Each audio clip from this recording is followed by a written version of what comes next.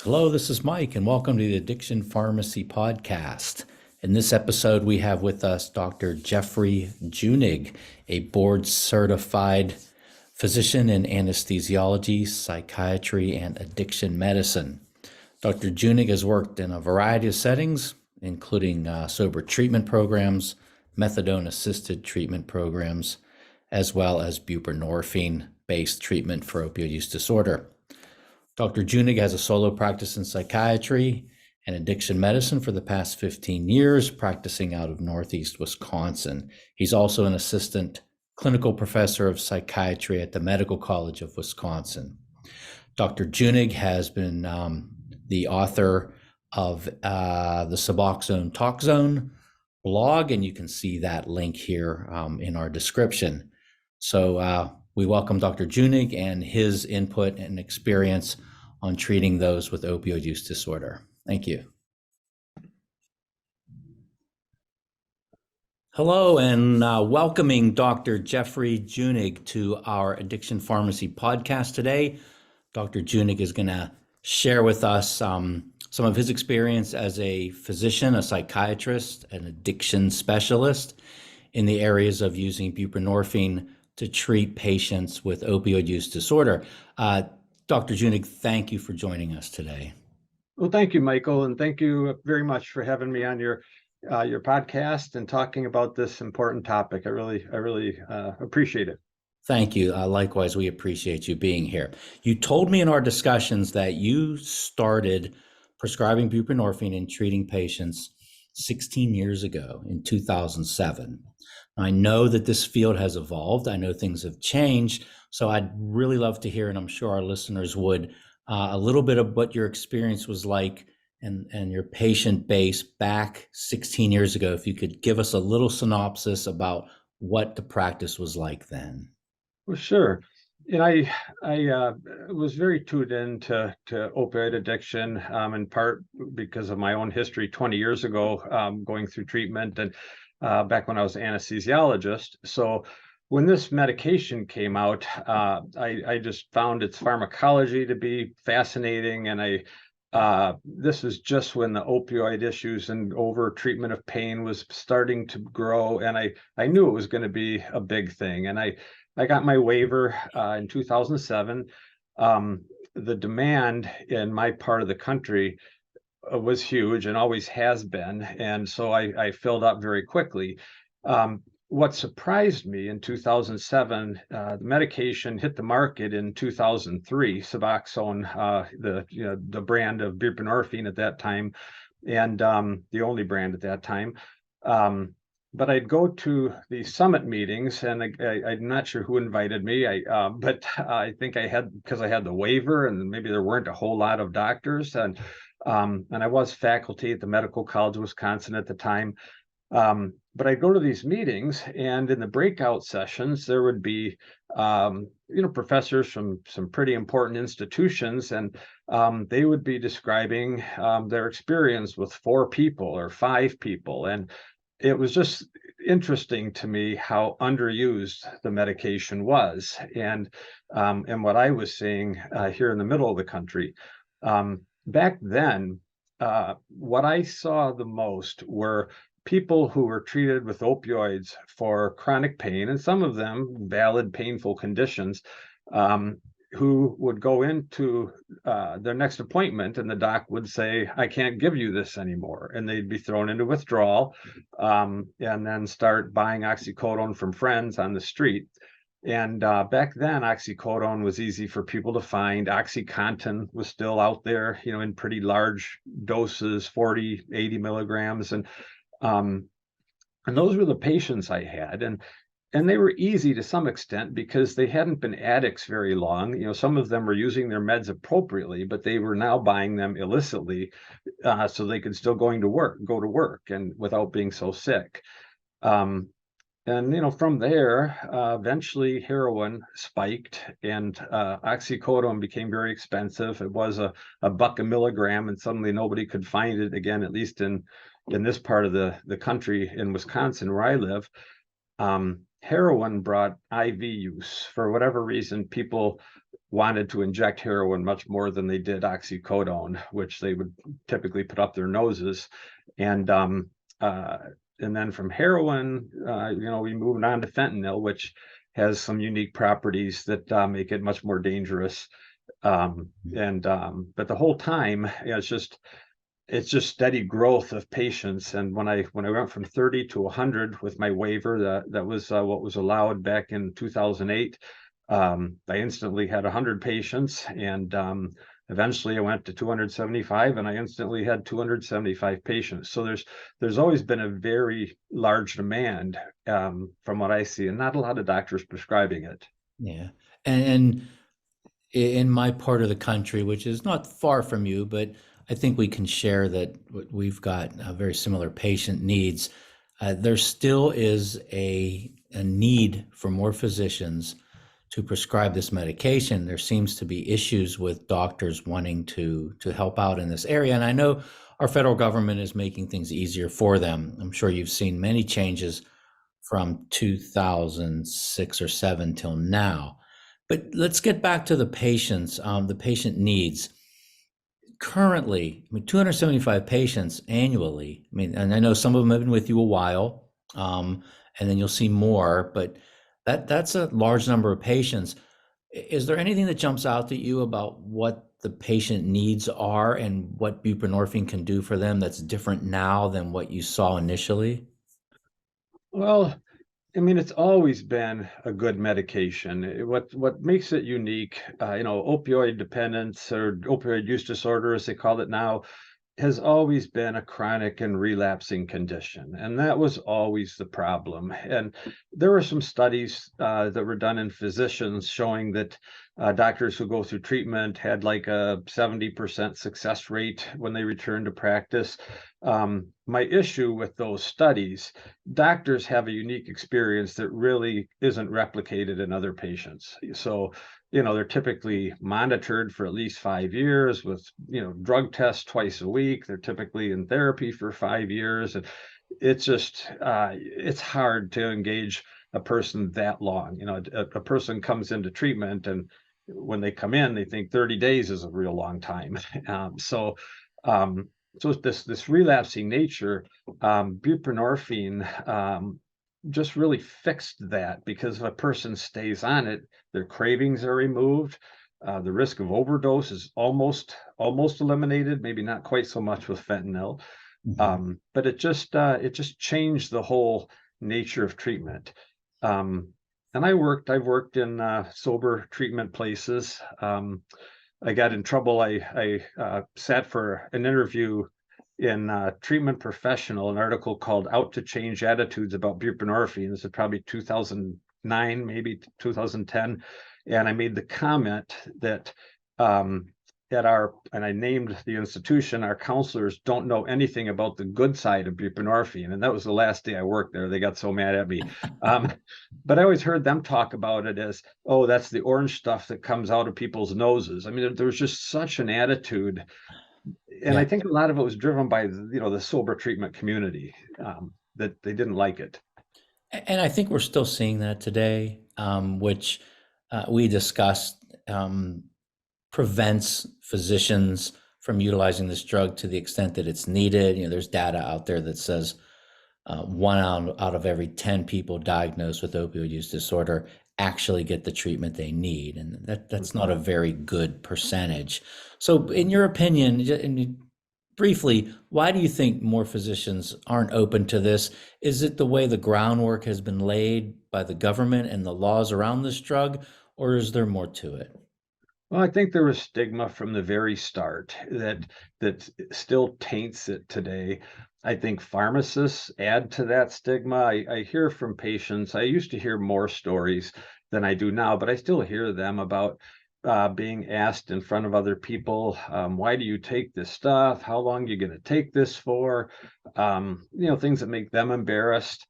And physicians, kind of the same thing. Patients will maybe not mention to their family practice doc that they take buprenorphine, and when their doc sees it in the drug database, suddenly their attitude changes, and they, well, should I have you on a sleep medicine if you take this stuff, and it just, there's just a bit of judgment there that's hard to avoid. No, exactly. It's that stigma that persists, and there's more education that's needed for everybody all around, for all healthcare personnel. The counselors that you mentioned in 2009, that was going out on a limb, Dr. Joy, Sure. I have to tell you, saying that. But that is pervasive yet. Many physicians see it as the type of patient that they are either ill-equipped to help or don't see them as their type, quote unquote, of patient. So I think the stigma is propagated by the general consensus of what addiction looks like. And that's something that I would imagine you have to contend with constantly. Yeah, and it's it's from everywhere. And PO officers I've had to deal with who, especially the newer PO officers who suddenly, want the patient off this drug, and it's and usually if I have a talk with the person, they I've been lucky, they're usually approachable and we'll talk, and then well, okay, fine, but as long as things go okay and we just don't like them on this stuff. And here they like Vivitrol, the naltrexone injection, just because it's not doing something to them. So, Right. um, but yeah, I think things are slowly getting better. And I should say, I didn't take this up because I'm a saint. I was opening a practice back then, and it was a source of instant patients. And Mhm. in fact, when I first set up my practice in 2006, 2007, my psychiatric practice, I even considered, is there a way to prescribe opioids correctly? Should I try to treat pain? I'm glad I didn't go that route, but should I Mhm. try, drug test people regularly, try to really control things and keep a close eye? And then I was thinking of that, and then I, was thinking of this, and then this is the way I decided to go, and I'm glad I did that. Yeah, great, good. Yeah, as a psychiatrist, you have a little more insight into the complexity, say, of all the aspects, the multimodal aspects of what addiction really consists of. Can you give us a little insight as to how that's served you over time? Sure. Well, they've always taught people in medical school, at least since I went to medical school in the 80s, and they called addiction a disease back then, but it was a nudge, nudge, wink, wink disease. It was, Right. we called it a disease, but it wasn't treated like a disease. And I think again that's changing. And people, I think part of it that has helped are these other addiction waves that have come through. Not that there's anything great about meth devastating the country, but I think that has helped doctors understand that addiction is an illness, a disease that can just take over a person's soul. Mhm. And what I think psychiatry does, for a physician, is that hopefully, yeah, teaches a physician patience, and the understanding that people don't come in perfect, that we're all flawed individuals, and addiction magnifies those flaws, and people are going to be late. They're going to have times when they're going to struggle to pay their bill. They're going to cuss and swear sometimes if they're feeling sick, and things like that Sure. doctors aren't always used to. Yeah, that's an excellent point. Thank you. I want to ask you about the Suboxone TalkZone, which I've mentioned to a few friends and colleagues of mine, and they love the name. So please let us know how that came about and what that is.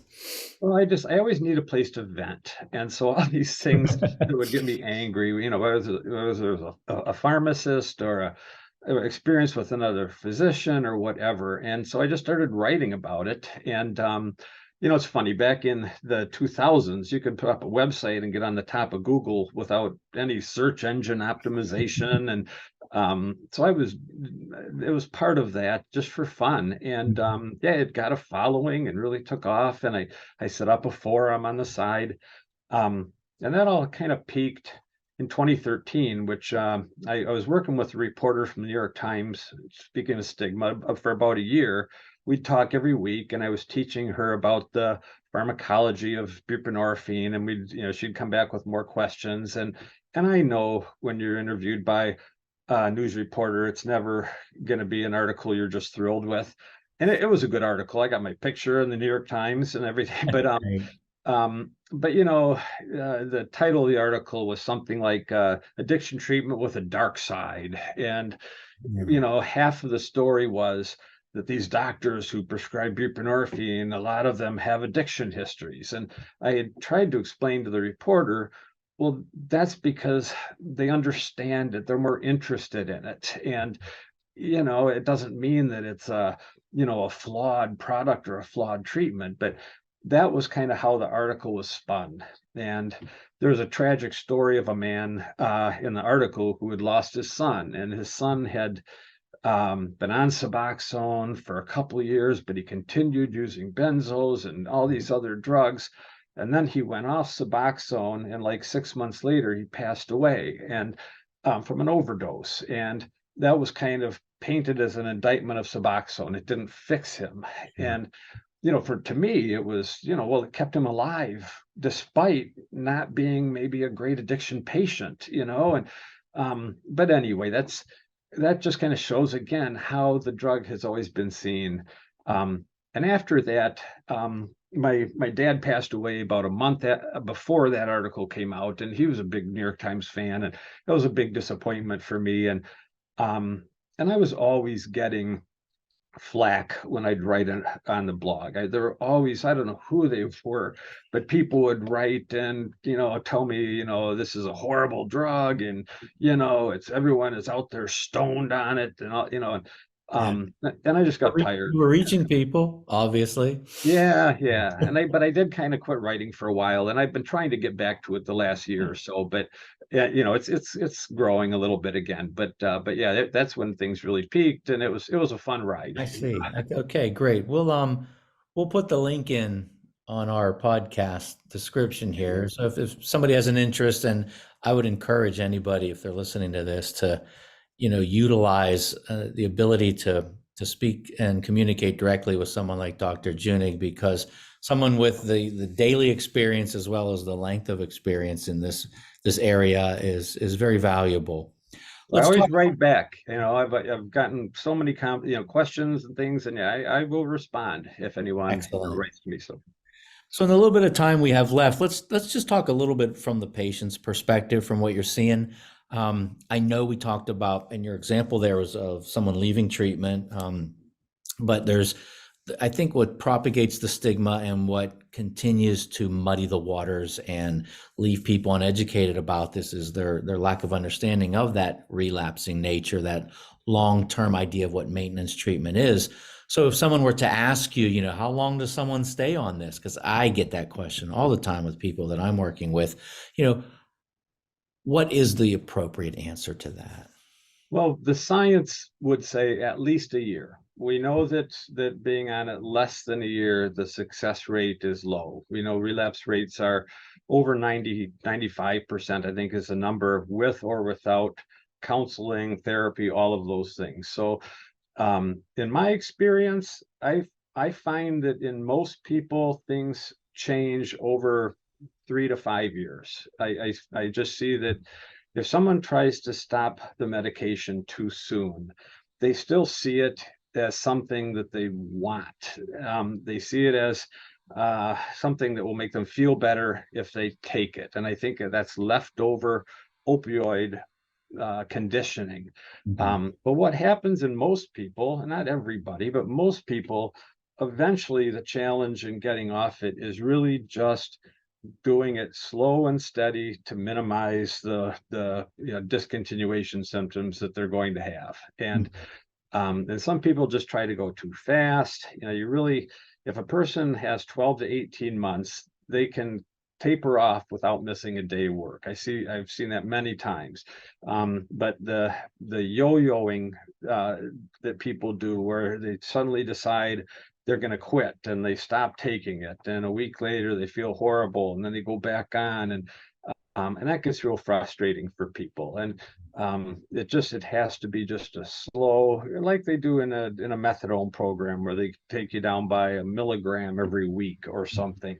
You want to, if you go slow, you can, it's much easier than methadone. So the strength of buprenorphine when you're on it is equal to about 35 milligrams of methadone per day. And people in methadone clinics, they're on 100, 200, 300 milligrams. So it's not as hard as that. Sure. But I, yeah. I've heard stories of from prescribers and patients over the years that tapering is not all that uncomfortable, but they have a hard time with stepping off completely. Like there are stories of people who maintain at 2 milligrams or 1 milligram, very, very low dose that, pharmacologically would seem to not be of much impact. Do you see that? And how do you describe that? And how do you help people get beyond that? It's so interesting. And the 6 years I spent at a methadone program was the same. We would have people that would taper from 100 down to zero, but that last 2, 3, 4 milligrams, they might be there for 2 months trying to get off of that. And so there must be something about the nature of receptor occupancy and getting that tiny bit out of there. Yeah. Buprenorphine, that dose response curve, it is a curve, and it's flat and higher doses, and the lower you get, the steeper it is, and so that's part of it too. But 2 milligrams is where people, I see that all the time. It's where they get stuck. So that would then be a situation of really perhaps some additional counseling, some additional support, goal setting, making that leap where they now feel that, as you allude to, that to be drug or treatment free has to be the goal. And how do we get patients to recognize that that is okay? That's the goal. That's what we want to get to. From what I see anyway, and I guess this is just my perception, but it really seems to be more physical than mental. They want to get off it, Mm-hmm. but every reduction, they get chills, or they get loose stools, or they have trouble sleeping. And I think, it's not really a craving issue. It's just they worry that, oh boy, that bad stuff's going to happen to me. And so I think it's kind of keeping the faith.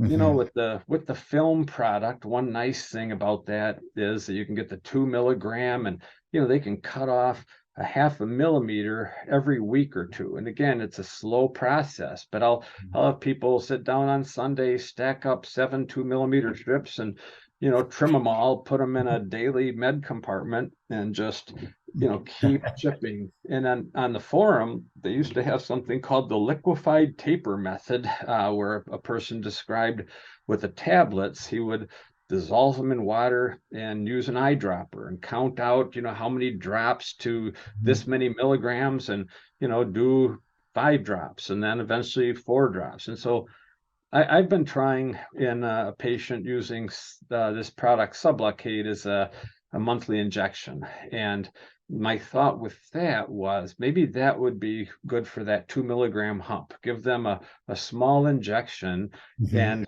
because it dissipates over 8 months, and then just send them off. And that's another idea. And that's a good idea, because that's the conditioning of not, counting medicine, not taking medicine, the whole, the whole entanglement with, the conditioned response of having my med.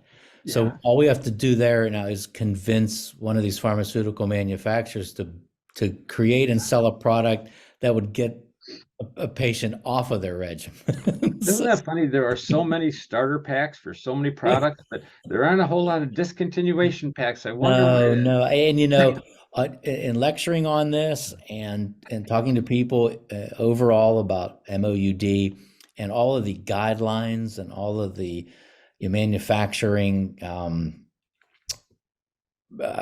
algorithms out there and how this works, and There's induction, there's maintenance, there's stabilization, but there's nothing about tapering and cessation of therapy. That's up to the physician as they claim. And there's some legitimacy in that, but it's not something that is built into the product, that's for sure. No, I will say there is a Zubsolv is a buprenorphine product, and Mhm. they did come out with some pretty low doses. I won't know them offhand, but I think they go down to 0.5 or 0.7, Yeah, that's pretty which, low. to their credit, that, I it doesn't have a big market share, but I think that helps some people. Yeah, So, exactly. Fantastic. Um, I don't know if I've got, I had one more note about the difficulty to discontinue, but I think we've kind of looked at that. Do you see the current drug usage, the synthetics, the fentanyl, causing issue with the drug therapy and the ability to taper or discontinue? well, I don't know if, frankly, the people I have had, and I may just be lucky, but they really have done well. It's pretty rare for me to hear back from a person who has relapsed. And I think they just stay on it a long time. Most of them develop, once they taper off buprenorphine, they have a pretty healthy aversion to opioids. Fentanyl, just, as a former anesthesiologist, I rarely see reporters get this right of why it is so deadly. They always focus on the potency, and yeah, it's Mhm. extremely potent. But the issue with it is that when a person injects heroin or morphine, it passes into the brain over 5 to 10 minutes. There's a rush in a few minutes, but it really takes 5 to 10 minutes to fully get in. And opioids shift the body's response to carbon dioxide. Mhm. And with those drugs, when a person is high, their carbon dioxide level goes from 40, maybe up to 60, but it happens over 5 or 10 minutes. And their breathing, their respiratory rate will go from 16 to 14 to 12 to 10, but they keep breathing. Whereas with fentanyl, it passes into the brain instantly. It's very lipid soluble. And that's the problem. When people use fentanyl, they become apneic, and back when they just stop breathing altogether until their CO2 gets up to that new level, which takes 5 minutes. And during that time, their oxygen level drops. They get an arrhythmia and die. And that's the main problem with fentanyl. It's the potency certainly. I know someone I saw the other day throwing 6 ounces of fentanyl out his window in a chase, and I was thinking an ounce, 28 grams. A gram's 1,000 milligrams, which is 1,000 micrograms. We're talking A lot of millions fentanyl. and millions Yeah. of doses. Mhm. But I mean, fentanyl just by its nature is Yeah. a deadly substance. A doctor would never use fentanyl without monitoring. In fact, it'd be illegal. Hospitals, that's why they can't just give fentanyl to a patient for pain on the floor. They have to be in the ICU where they have, monitors on them. So just the idea of someone using fentanyl, out in a dark alley or in a house or whatever is just Yeah, crazy. it's that whole progression of moving from heroin to fentanyl and watching the overdose numbers and just the idea that that is what people are using daily on their own and developing tolerance to a drug like that. Yeah. It is really quite amazing of what we're seeing and what the body's capable of handling. Yeah. Yeah. And now you probably know in Philadelphia, I've been reading about this trank. It's Yeah. the xylazine, a veterinary tranquilizer that's combined with fentanyl. And it just seems, yeah, it's really a problem that hopefully Yeah, will pop we've up. looked into that a bit since we are a little closer to that here. And the fact that its sedative nature adds to gives it legs, so to speak, Right. as they say, to make that fentanyl, that fast acting fentanyl last longer.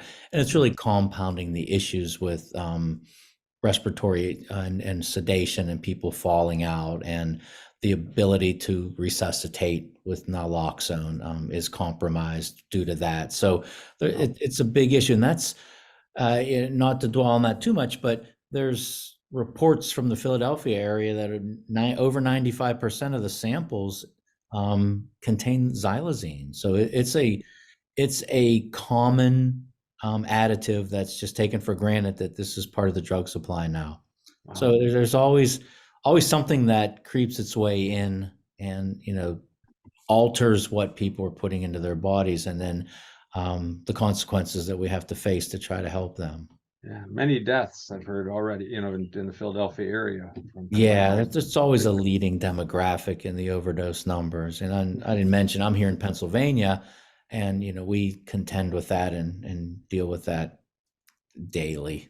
That's Hmm. part of the drug supply here. So it's disheartening that something like that continues to happen, and really complicates the ability for the healthcare professionals to help people. And Yeah. then there's various side effects and adverse effects from that drug that, in addition to what a strong drug like fentanyl can do. Hmm. So it really is something to concern with. And it for anybody listening where they are, the ability to test for it is not all that robust. So it's Okay. hard to know if it really is in your drug supply or in toxicology reports at all, to know if this drug is part of the system, until you start seeing more patients and recognizing the different side effects or their altered response when they're in an overdose situation. So another scary aspect to all that. Yeah. Yeah. Hmm. So, I mean, just to wrap up, Dr. Junig, do you see diversion, abuse, euphoria, any issues with prescribing buprenorphine that some people who are not familiar with it could use as a con against using this drug? Are there issues that you've seen over the years, since you've got all this experience, that would be counterindicated with using buprenorphine in any of these patients? Well, so I testified in a horrible case back in 2012 about a 15-year-old girl who died from taking half a Suboxone tablet. And it was a case of a person who had never used opioids before, was using benzos all day, clonazepam, drinking alcohol, and split a Suboxone tablet, went to bed and didn't wake up. Just horrible case. And the person who gave it to her got 12 years in prison, and which he probably had coming. But the risk with buprenorphine is someone who has a low tolerance taking it for the first time, and once a person has taken it, I'm kind of an outlier on the diversion concern for a couple reasons, but there's about 40 deaths per year, and it's been fairly consistent over years from people where buprenorphine played a role in their death, and that's the same as the number of people who are killed by lightning. It's very low, compared to 100,000 overdose deaths. But the cases are almost always someone who has two things. They have a limited or no opioid tolerance, and they take a second respiratory depressant. So that is the combination that is dangerous. Once a person has taken buprenorphine, even if they didn't have an opioid tolerance, they become tolerant to it within a few days, quickly. So a person, say, who comes to me and they want treatment, although they got out of a rehab place, they were there 3 months, so they really don't have a tolerance. I'm going to be real careful starting it with that person. In the first couple days, they are going to feel an opioid effect. It's not going to kill them, and usually I don't think it really impairs them much, but they're going to feel it. And but that lasts for maybe a day or two. They quickly get used to it. And so as a drug of abuse, it's hard to picture why it would be very attractive, because if a person is using opioids regularly and they have used within, say, a few hours, and they take buprenorphine, they're going to get very sick. They're going to get precipitated withdrawal. And so the only way a person could really use it as a party drug or something would be to get off everything, make sure there's nothing in their system, and then take it. And if they did that, it's going to have an effect for, maybe, I don't know, 6, 8 hours, and they're not really going to notice it anymore. If they try to take it the next day, they really aren't going to feel anything because it's still there. And they're suddenly now being treated with buprenorphine. So, it's a hard, and this is all true whether they inject it, dissolve it and inject it, or take it properly. It's just injecting doesn't really do much to buprenorphine. People like to talk about people could inject it if it doesn't have the naloxone, but it still has the long half-life. There's still the risk of precipitated withdrawal.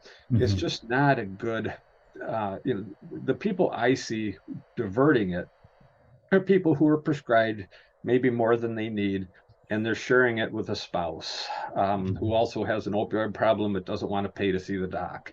Um, Exactly. or I've taken many patients over the years who are treating themselves with buprenorphine for 2 years, paying $20 a strip on the street, and finally realized they could, do the whole thing cheaper by just doing it legally and paying to see a doctor. So Right. that's what I see. I just,